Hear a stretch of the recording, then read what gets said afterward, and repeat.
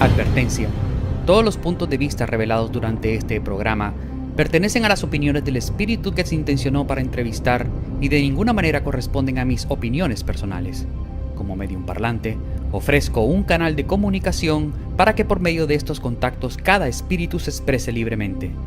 Si hay menores de edad a punto de empezar a reproducir este video, recomiendo la presencia permanente de un adulto con sentido común y criterio para el mejor entendimiento de este contenido.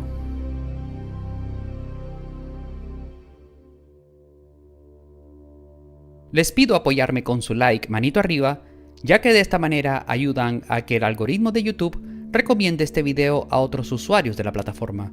Con ese gesto, el mensaje llegará a nuevas personas. De la misma manera, para los nuevos que ven este video, suscríbanse al canal y activen la campana de todas las notificaciones para que les llegue así la alerta a sus dispositivos de mis actualizaciones. También les invito, a los que puedan, a que activen las membresías del canal en sus diferentes niveles plata, oro, diamante y todopoderoso para acceder a los beneficios y ventajas de ser miembros exclusivos del canal. También, si quieres y deseas contratar una sesión privada de conexión con tu propio espíritu, me puedes escribir a mi único correo electrónico carolinusmedium@gmail.com. Recuerden, ahora trabajo solo y sin intermediarios. Soy Carolinus. Bienvenidos, los amo mucho, disfruten de la entrevista y recuerde que juntos es mejor. Hasta siempre.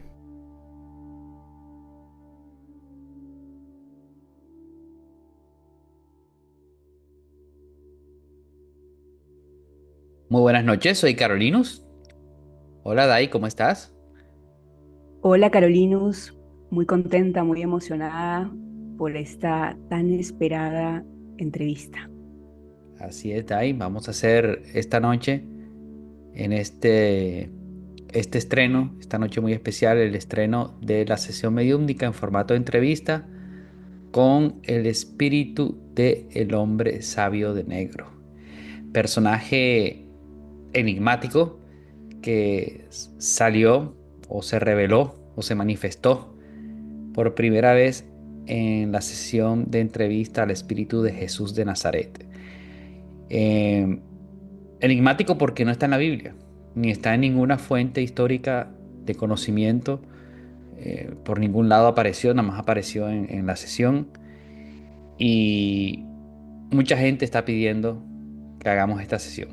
Así que, haciendo caso al pedido de las personas, vamos a hacerla, a ver qué nos tiene que decir, cuál es su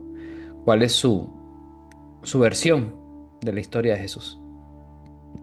Sí, igual recalcamos como siempre que esta entrevista, como tú bien lo has dicho, no hay ninguna data histórica de él.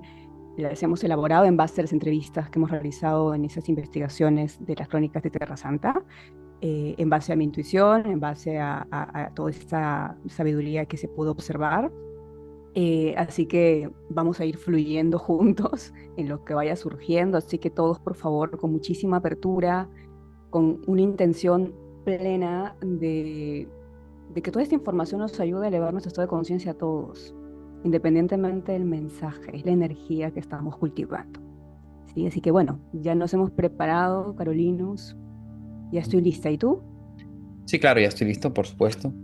Vamos entonces a conectar con este tetán Muy para bien. comenzar el trance en 5. En 4, 3, 2 y 1.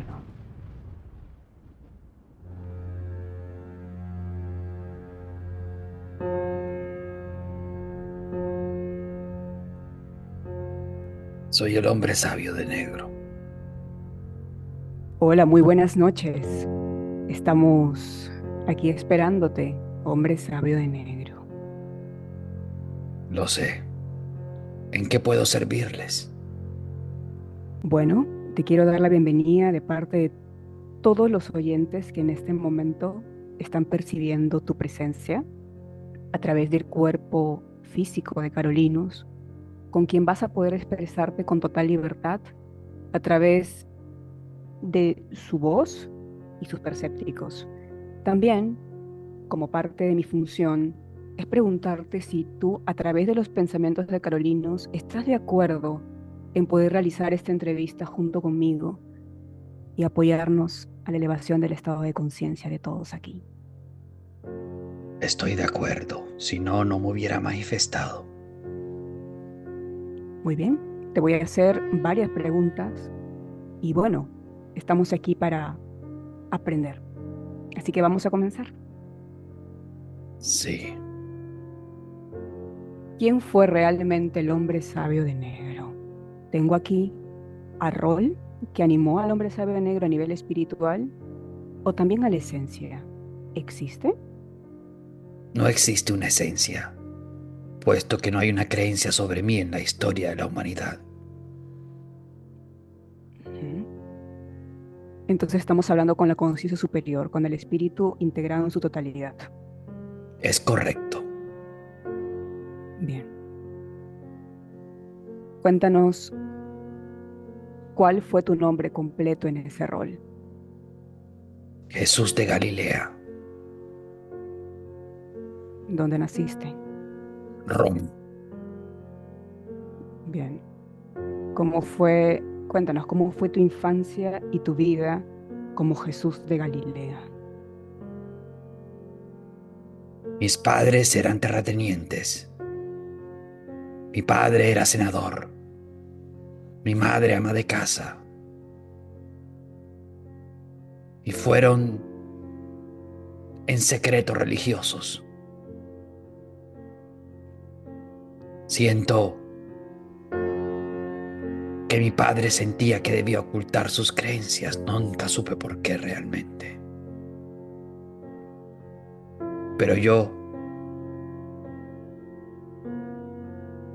me alejé de mi familia porque mis convicciones eran distintas y no me simpatizaba la política en la manera en cómo estaba concebida desde el seno de mi familia.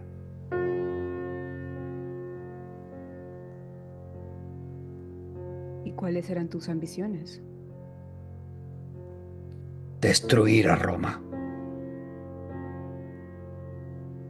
Esa ambición de destruir a Roma, ¿a qué edad se activó en ti en ese rol? A los 15 años. ¿Qué pasó antes de los 15 años, Jesús de Galilea? Mucha injusticia, esclavos, muertes y mucha desigualdad. Bastantes cosas horribles. También lo peor de todo era la pérdida de la moral y de los valores en la sociedad. Y para mí, la política era la culpable de todo. La política central de Roma.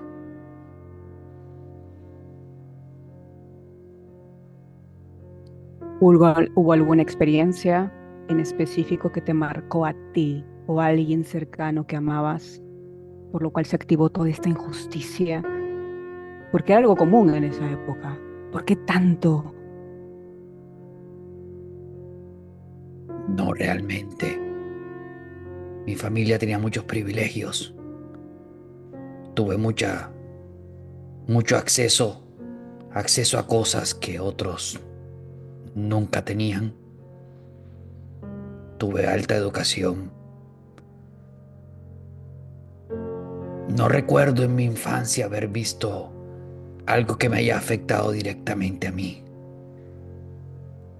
Solo era un observador de la sociedad y detestaba lo que veía.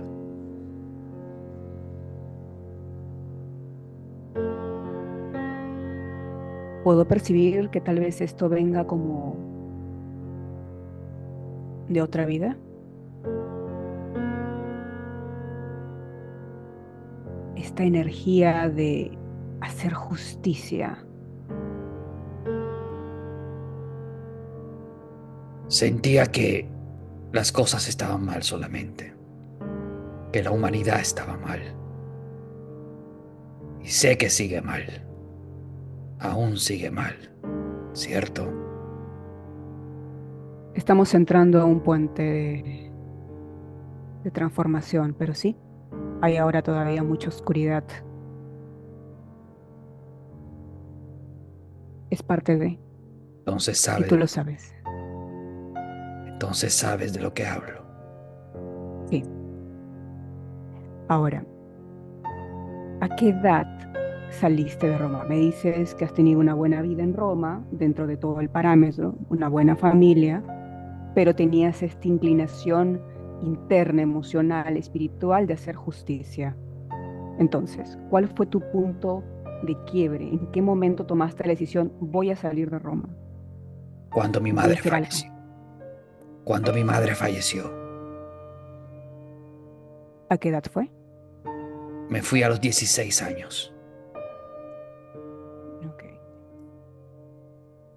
¿Tuviste algún vínculo netamente con la parte,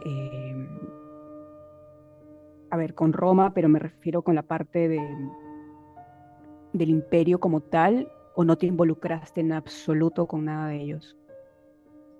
Mi padre era un senador importante, se llamaba Ateneo, y a través de él supe cómo funcionaba el Estado romano. Tuve Ok. pleno conocimiento de cómo funcionaba, de cómo colocaban títeres marioneta o funcionarios marioneta en otras áreas del imperio. Conocía perfectamente cómo era su relación o la relación de Roma con los herodianos y cómo los Ujú. nombraban en sus oficinas o en su área de influencia. Tenía toda la información conmigo, pero no podía, o en ese tiempo al menos, en mi, en medio de mi inmadurez o mi juventud, tenía la conciencia y creía de que desde adentro no podía haber ningún cambio, que el cambio tenía que venir desde afuera. Eras muy sabio para absorber toda esa información a tan temprana edad. En aquel tiempo, los niños, los varones,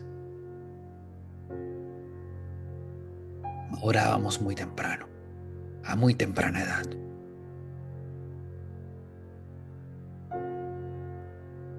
Era como una especie de instinto de supervivencia. Así estaba la sociedad encauzada en ese tiempo, diferente a la que ustedes viven ahora, donde un joven de 16 años es considerado aún un bebé. Me parece ciertamente algo exagerado. Sí, sí, todo esto ha afectado mucho esa óptica también. El punto es llegar a un equilibrio. Quiz- Bueno, nos mencionaron a través de las entrevistas que hemos ido indagando a través de ti, por supuesto, queremos saber tu propia vida porque nadie mejor que tú la sabe. Tenías una inclinación al arte, a la poesía, a la música y también sabías mucho de doctrina militar. Ya nos has comentado que la doctrina militar viene por la información que aprendías de tu padre, ¿sí? Pero por lo otro,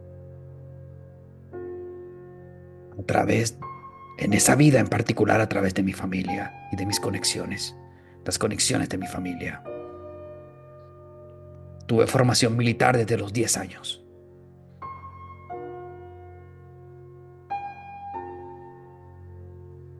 bueno, entonces eras un misterio para muchos en esa vida, una leyenda viva para todos.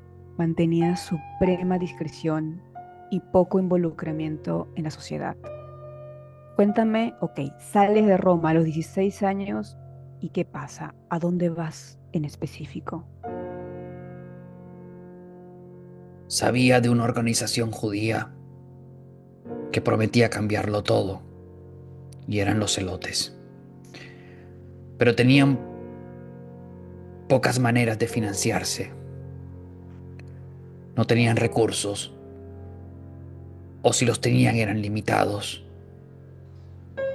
debido quizá a su radicalismo y a su visión cerrada. Los contacté de manera epistolar durante muchos años, y cuando decidí salir de mi hogar,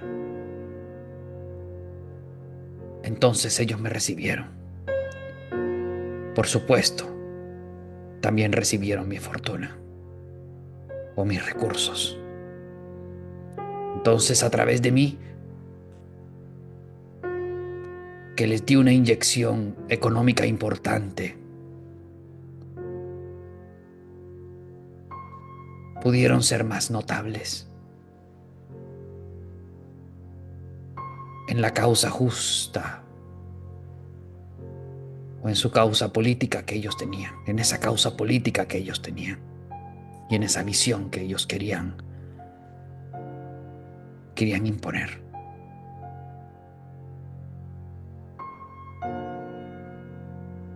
¿Cómo fuiste convirtiéndote en el jefe supremo de los celotes? No fue de un día para otro.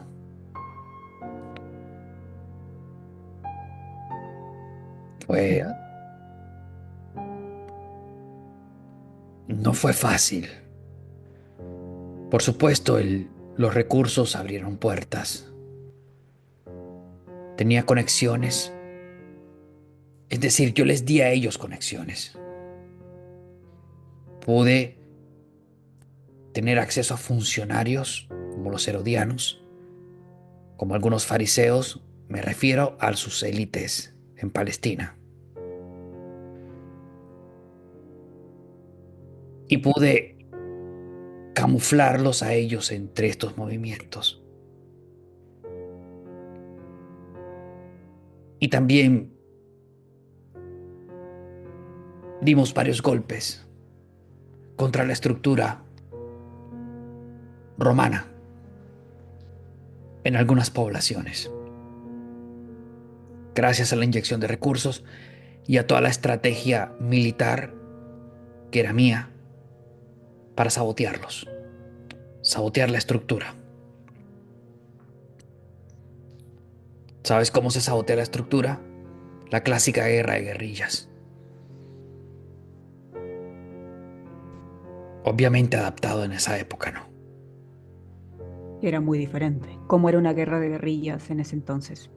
Estoy usando este vocabulario para que se entienda, pero obviamente no es el término adecuado. Sí, claro, lo comprendemos. Entiendo. Gracias. Sí, no te Pero preocupes que estamos ahí. se hacían Sí, operativos de saboteo contra la estructura romana en su área de influencia. Se secuestraban funcionarios, se hacían robos,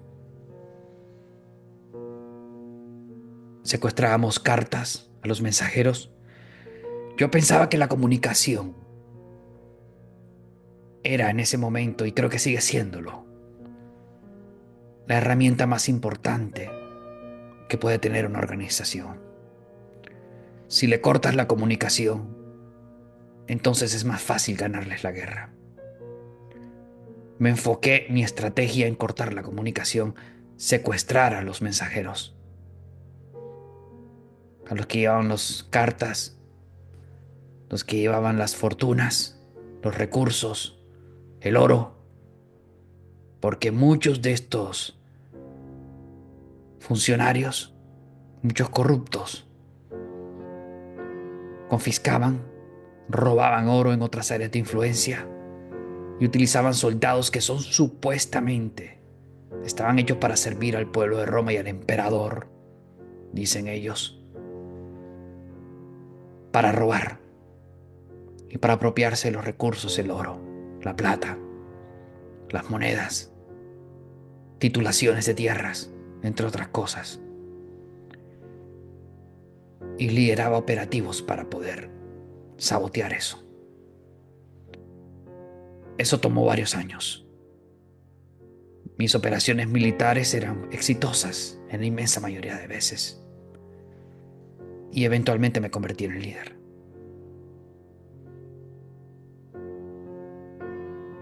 ¿Cuántos años estamos hablando aproximadamente? Desde que entraste a los 16 hasta que te convertiste en el líder. Estamos hablando entre 30 y 35 años Wow. ¿De tu edad o 30 o 35 años que llegaste a ser líder? que llegué. Ok, bien. Realmente cuando estuviste ya con los elotes y todo lo que nos estás contando en este proceso, ¿realmente vivías en el desierto como nos han comentado? No, no vivía en el desierto, pero sí cerca de él. Ujú. Pero me ¿Vivías conocía. solo? Vivía solo, sí. ¿Llegaste a formar familia? No, Ok. ¿Cuál era la razón por la cual te vestías de negro? Porque tu etiqueta es hombre sabio de negro. Así que cuéntanos. para que no me identificaran y no supieran de dónde venía. De hecho, nadie nunca supo de dónde venía. No se debía saber que Ujú. yo era romano. No, ¿Cómo podrían saberlo con tu aspecto físico? porque yo no me veía como un judío. Mm. ¿Cómo era tu aspecto físico en esa vida?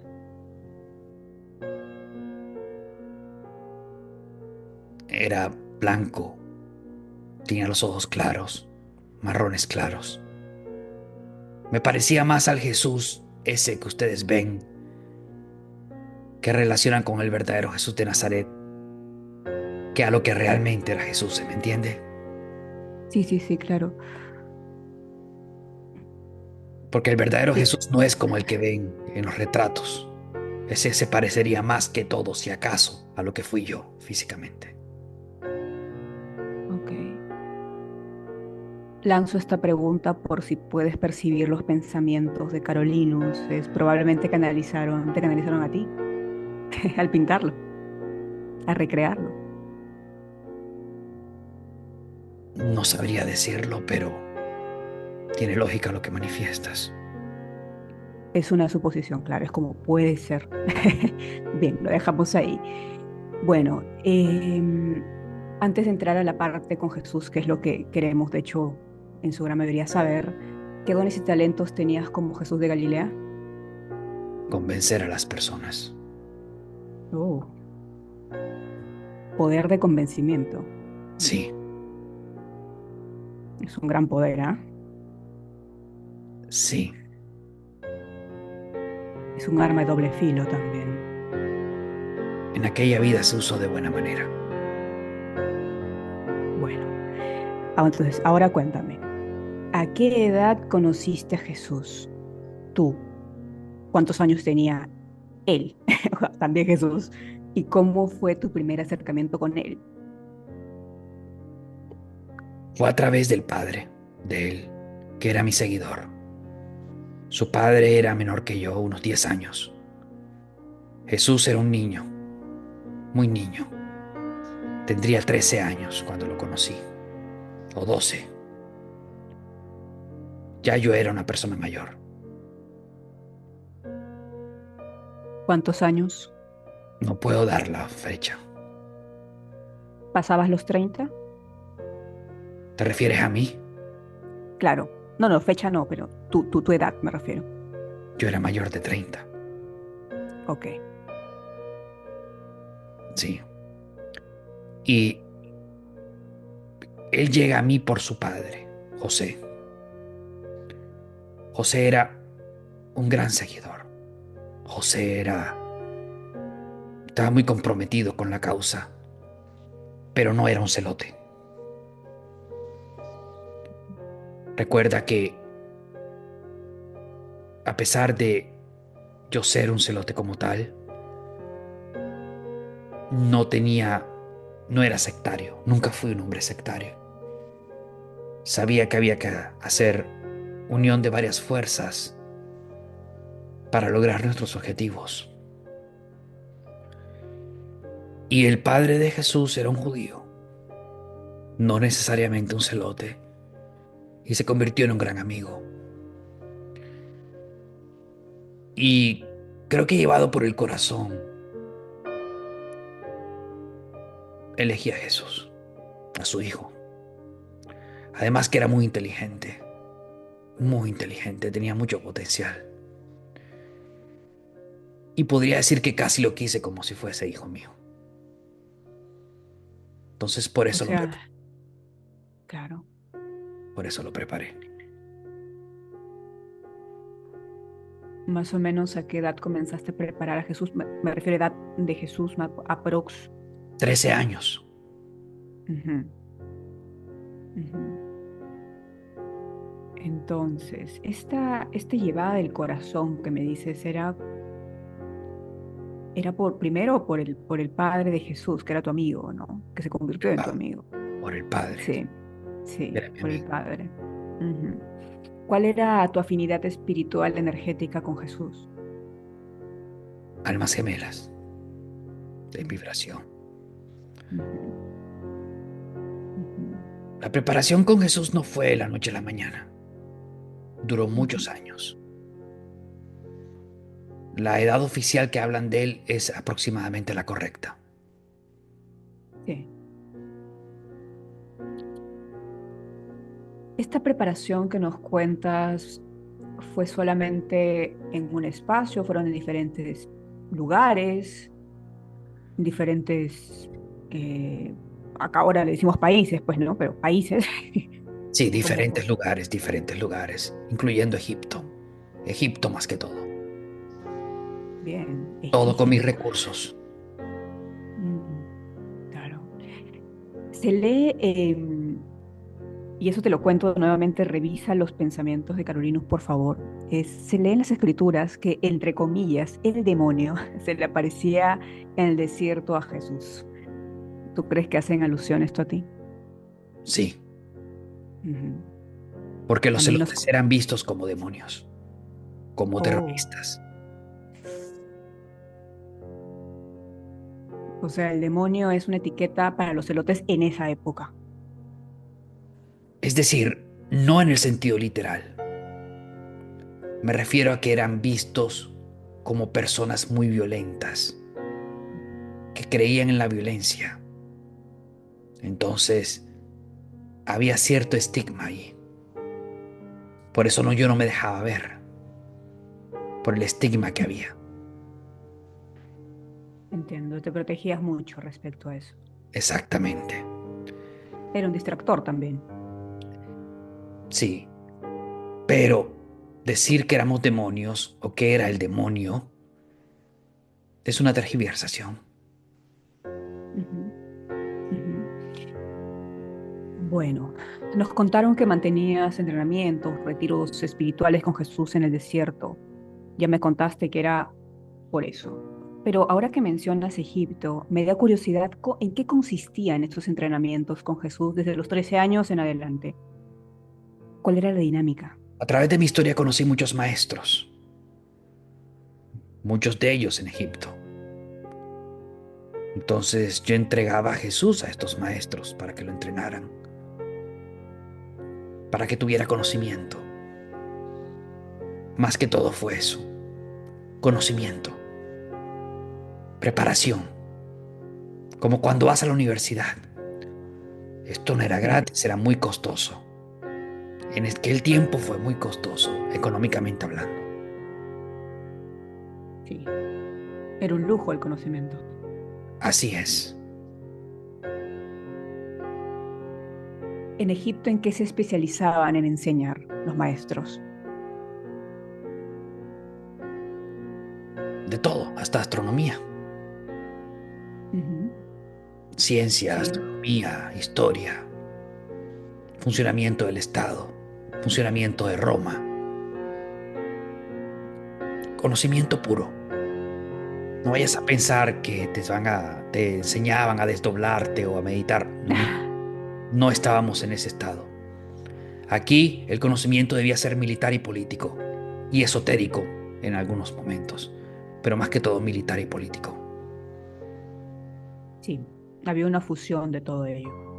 Es correcto. Sí, igual hay que preguntar porque todos tenemos curiosidad de cómo era. Sí. Em, sí, igual es peculiar porque en más o menos Jesús, bueno, la vida esta fue después ya de casi la caída de Egipto, ¿sí?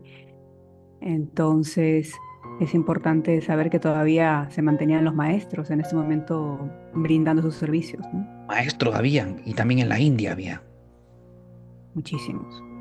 Sí, en India también estuvo. Sí. En India, ¿qué se aprendía más? ¿Cuál era su especialidad de los maestros en la India en ese entonces? Un poco más esotérico, pero Ujú. la verdad, yo no me preparé en la India. Él sí. Él sí. Ok, a ver, entonces, desde tu vivencia como Jesús de Galilea, ¿cuál fue tu propósito al liderar desde el exilio?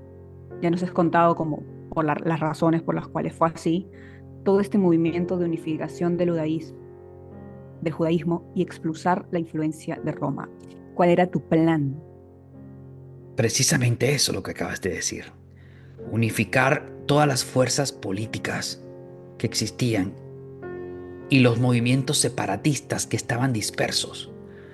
Habían incontables universos o incontables, disculpa, habían incontables movimientos separatistas en toda Palestina y en toda tierra donde había influencia de Roma.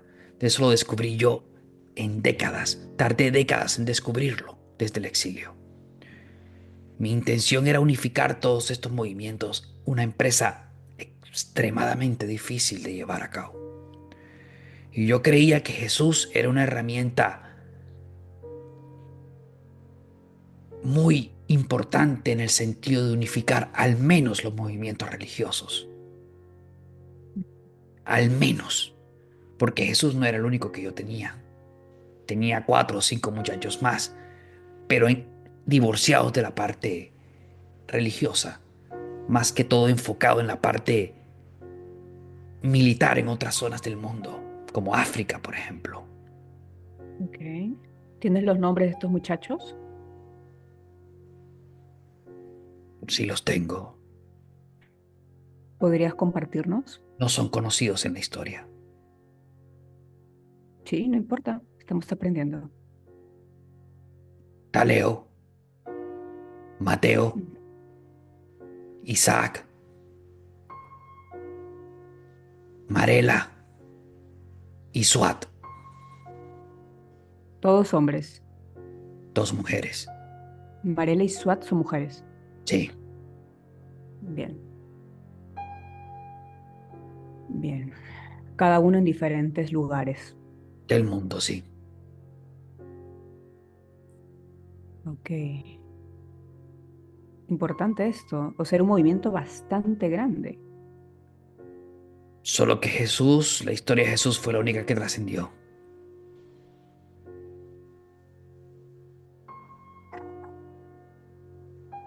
Hemos contactado a diferentes espíritus que encarnaron en esa vida con ustedes. Cada uno tiene su percepción, su vivencia, su propia verdad. ¿Cómo fue para ti, desde una óptica ya espiritual, todo el final de este movimiento? ¿Sientes que tuvo éxito? En algunas zonas de pronto, pero no. La verdad no, no tuve éxito. El imperio romano al final se cayó en la manera en que yo sí tuve la visión de que sabría cómo se iba a caer, pero no fue por mi culpa, fue por culpa de ellos mismos, por la pérdida de la moral, la misma pérdida, la misma moral que yo veía que se estaba acabando, con la mera observación. Yo pensaba que la pérdida de la moral en Roma lo que iba a hacer era degradarla a un punto de crueldad máximo y tan fuerte que o se caía o se fortalecería. Podían pasar esas dos cosas. Pasó la primera. Pero en ese momento, desde mi juventud, veía tanta injusticia que yo pensaba que se podía perpetuar siglos, muchos siglos más, y tenía que hacer algo al respecto. Y por eso hice todo Mm, lo que hice. sí, Al final se cayó sola. Tuve razón. Si hubiese sabido que se iba a caer sola, quizá mi destino hubiese sido distinto. probablemente, probablemente. Como tú me mencionas, eras observador y un gran estratega en esa vida, observando. Y eso es una gran cualidad. El ser observador no es fácil, aunque suene muy bonito.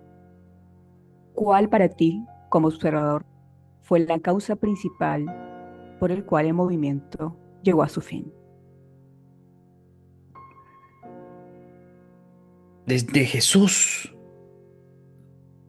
era un muchacho muy débil.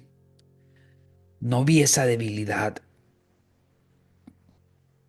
porque yo estaba sesgado con respecto a él. Es decir, lo quise tanto, lo amé tanto, que ese sentimiento nubló mi visión sobre él. Y al final me tocó protegerlo para que no lo mataran. Por ese lado. Por los demás lados, creo que la cosa funcionó un poco mejor. Pero Roma era muy fuerte y la gente era muy fácil caer en la corrupción. Los aliados, era muy fácil que los aliados te traicionaran. Al final yo me despreocupé de todo y dejé todo a un lado y me retiré. Sí. Así como pudiste identificar la comunicación, para mí es vital la lealtad. Y creo que ahí puedes verlo también. ¿Mm? Sí, hubo muchas traiciones en esa vida, en particular. Sí. ¿Es verdad que los celotes al final querían matar a Jesús? Sí, por su debilidad. Matarlo, literal. Matarlo literal. Ahora, cuando te enteraste y pasó todo lo que ya nos han comentado, igual quiero escuchar tu versión, ojo. Es cuál fue tu intención al enviar a Judas a entregar, entre comillas, a Jesús. ¿Qué pasó Judas, ahí? O sea, a ver, Judas te era el enlace. enteras. Judas era el enlace con los telotes, con la base de los elotes. La base. Tienes que entender que en un movimiento militar, político y esotérico tienes que mantener contento a las bases. No importa que tú seas el líder máximo. Ellos querían muerto a Jesús. Si yo le daba la orden a Judas, las bases estaban contentas. Pero tenía que salvarle la vida. Para eso estaban otros. Para eso tenía las alianzas. José de Arimatea. A través de José de Arimatea se hizo todo el montaje para salvarle la vida a Jesús.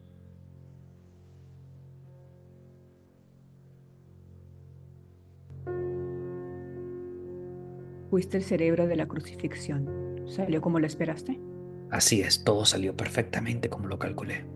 Era un buen estratega, eso no me lo puede quitar nadie. Ninguno de mis operativos salió mal. El hecho de que haya fracasado el proyecto no significa que los operativos no hayan sido exitosos. Todos fueron exitosos, incluyendo ese. Sí, que una cosa no tiene nada que ver con la otra. Tu don es tu don y te pertenece. Sí, Bueno, a ver, Judas se quitó la vida por el peso de su conciencia. ¿Cómo, cómo impactó eso en ti, en ese rol? nada. Mm, La guerra es la guerra. Lo que pasa es que cuando tú estás en esto, en conflictos militares, y cuando ves tantas muertes desde que abre los ojos, sucede algo. Tú ves morir personas todo el tiempo. El conflicto va creciendo. Tus sentimientos se van. Tú te vas insensibilizando. Cuando llegan, pasan los años, una vida más, una vida menos, ya no te importa. Sientes de alguna forma que tienes el alma muerta y debes purificarte para recuperar esos sentimientos. Eso vino después de mi sí. desencarnación, no en esa. Ujú. ¿Qué pasó contigo después de la crucifixión? Yo seguí adelante unos años más. Ujú. ¿Volviste a ver a Jesús? No, el exilio fue total. Perdieron todo contacto. Hubo comunicación epistolar.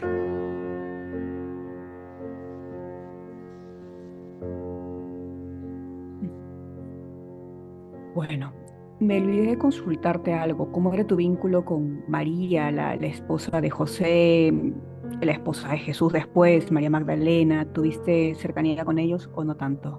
No, no, no tenía cercanías con ellos. No Solo con me, Jesús. no me dejaba ver de mucha gente.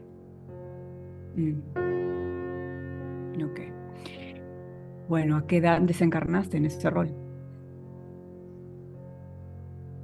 70 años, Bastante mayor para esa época. bastante mayor para esa época, ciertamente, sí. Mm, ¿de qué falleciste? Muerte natural. Una muerte afortunada, ¿no? En esa época ya eras considerado anciano. Ujú. ¿Esta etiqueta de hombre sabe de negro te acompañó en tus próximas encarnaciones? No, ¿Cómo fueron las siguientes encarnaciones para ti? muy bien. No me quejo. ¿También tenías el poder de convencimiento, de ser observador y gran estratega? Sí, También eras conocido en la historia, ¿verdad? probablemente. ¿Cuál es el nombre conceptual de tu espíritu, de tu conciencia?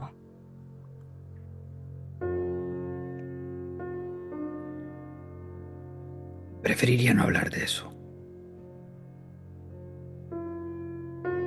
¿Estás seguro? Por ahora sí. Ok. Entonces, en este presente, ¿qué tipo de espíritu eres? Soy un tetán. Ujú. ¿Cuál es tu naturaleza energética? Eres un tetán, todos tenemos una naturaleza energética, ¿no? En este momento soy un tetán que esplende mucha luz.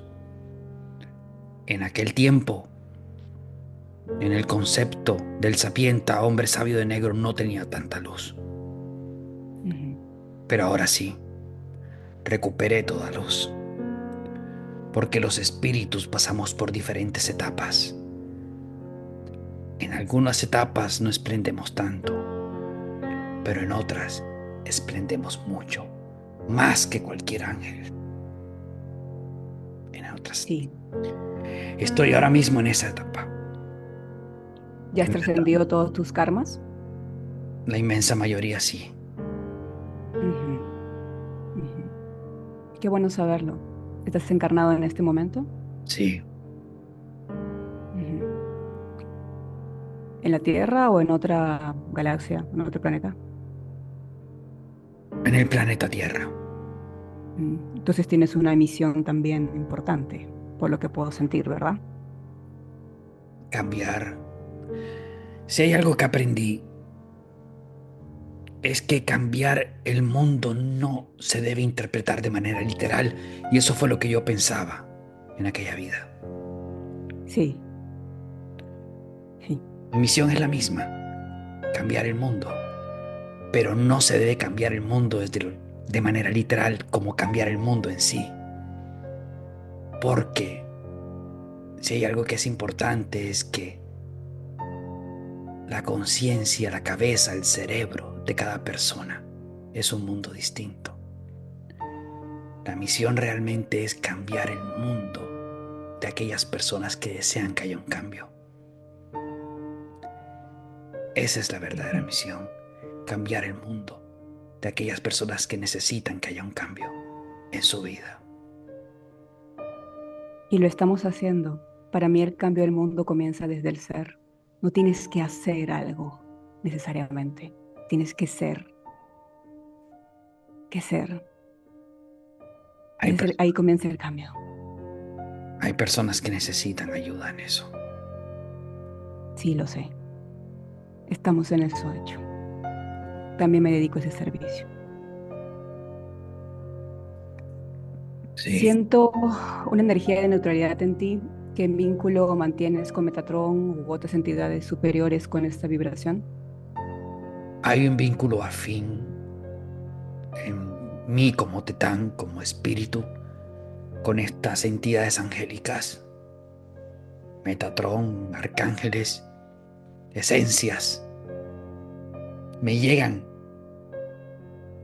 me llegan como el dulce a las hormigas, ¿sabes?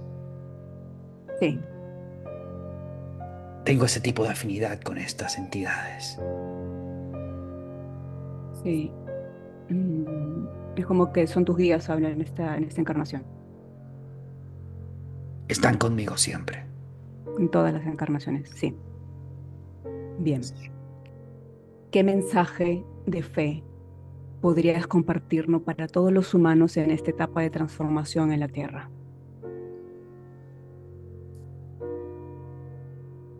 El mundo no es lo que ves. Yo pensaba eso cuando encarné como Jesús de Galilea, que por cierto, nací en Roma, no en Galilea. El mundo no es lo que ves. No debes cambiar lo que ves. Ese fue mi limitante en aquella vida. Y es el mensaje que quiero decírselo a los demás. El mundo que tú ves no es lo que debes cambiar. No es lo que ves, lo que tú sientes que debes cambiar. Si ves injusticia en la sociedad, eso no lo debes cambiar. No es tu asunto. Lo que debes cambiar es tu mundo, no el mundo de los demás, donde, obvio, tú haces parte, pero no es solo tu mundo, es el de todos. Tu mundo es el tuyo, el que tú creas, el que tú creas a través de tus actos, de tus acciones, incluso el de acciones que haces con los demás o para los demás. Ese es el mundo que debes cambiar.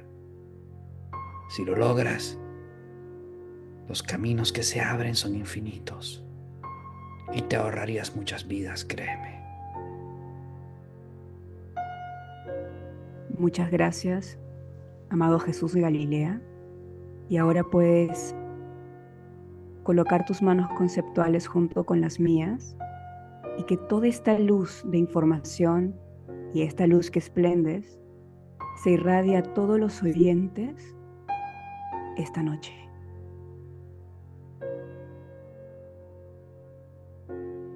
Gracias. Muchas gracias. Adiós. Muchas gracias. Adiós.